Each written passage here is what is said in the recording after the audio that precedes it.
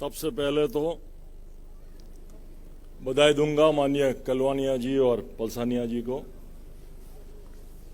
कि आज की अंतर्राष्ट्रीय जाट सम्मेलन भी रखा, उसमें सहभागी बनने का मौका भी दिया। आजना हो या जाट हो, उसकी आन बान और शान जैसी ये पगड़ी भी पहनाई, इसके लिए आप सबका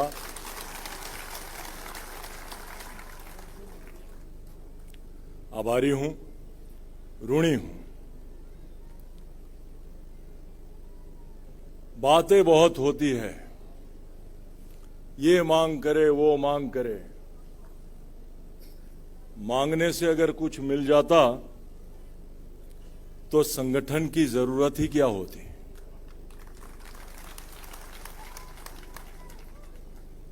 किसी ज्ञानी ने कहा है, मांगने से तो मां भी, मांगे बगैर तो मां भी नहीं पीरसते। संगठन स्वामी विवेकानंद जी का एक वाक्य है, उठो, जागो और ध्येय प्राप्ति के लिए लगे रहो।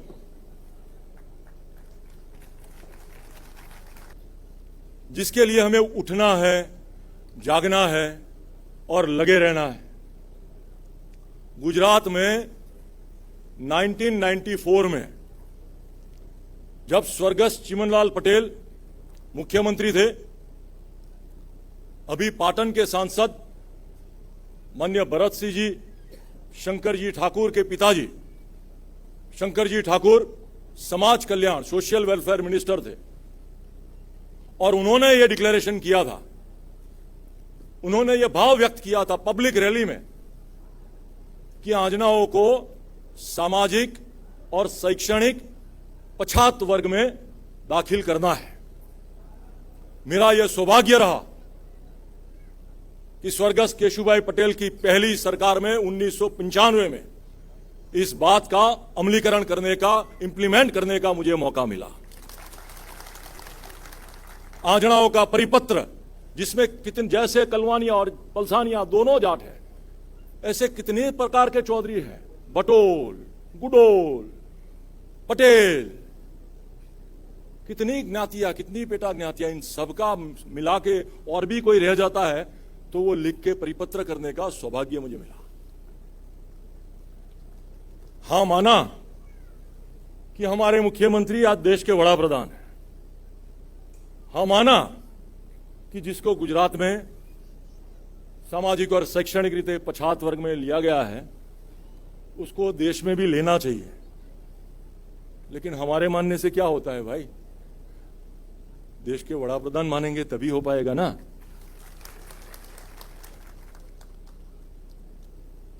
दूसरी एक बात यह भी है, हम अमूल फेडरेशन के अध्यक्ष भी रहे हैं। हरियाणा, राजस्थान, बहुत गांव में गया हूं मैं। क्या है ये अमूल? आनंद मिल्क यूनियन लिमिटेड, AMUL। कब हुआ ये अमूल? जब देश आजाद भी नहीं हुआ था। 1947 में आजादी मिली, 1946 में अमूल का रजिस्ट्रेशन, आनंद की डेयरी का रजिस्ट्रेशन, जब गुजरात और महाराष्ट्र दोनों राज्य एक हुआ करते थे, तब पूना के रजिस्ट्रार ने यह रजिस्ट्रेशन दिया है अमूल को। यह अमूल उसको गुजरात में 1973 में जब अमूल ने फेडरेशन बनाया, दूधसागर डेयरी भी जब गुजरात नहीं बना था तब 1960 में बनी थी।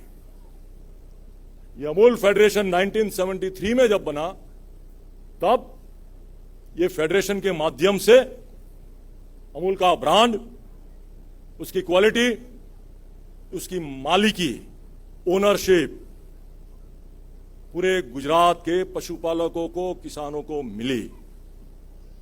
मैं तो ये भी चाहूंगा कि आज अगर गुजरात का मॉडल पूरे देश में सराहा जाता है कि गुजरात मॉडल, गुजरात मॉडल, तो गुजरात में श्रेष्ठ मॉडल तो ये अमूल का ही मॉडल है। और अगर ये श्रेष्ठ मॉडल अमूल का मॉडल है तो दूध भी लेंगे तो वोट भी देंगे, ये मॉडल है। प्राइवेट और कोऑपरेटिव के बीच में डिफरेंस क्या है? वो दूध लेते हैं, वोट नहीं देते हैं। अगर सहकारी है और अगर दूध लेना है तो वोट भी देना है। और ये काम भी मैं चाहूं कि देशवासियों जागे और उनको जगाने का काम हमारे जाट भाई करे। ये हमारी गाय भैंस है। आज कौन किसकी लीडरशिप कर रहा है? जो किसान नहीं है वो किसानों की लीडरशिप कर रहा है। जो ना गाय देखी है, ना भैंस देखी है, ना दूध दोया है,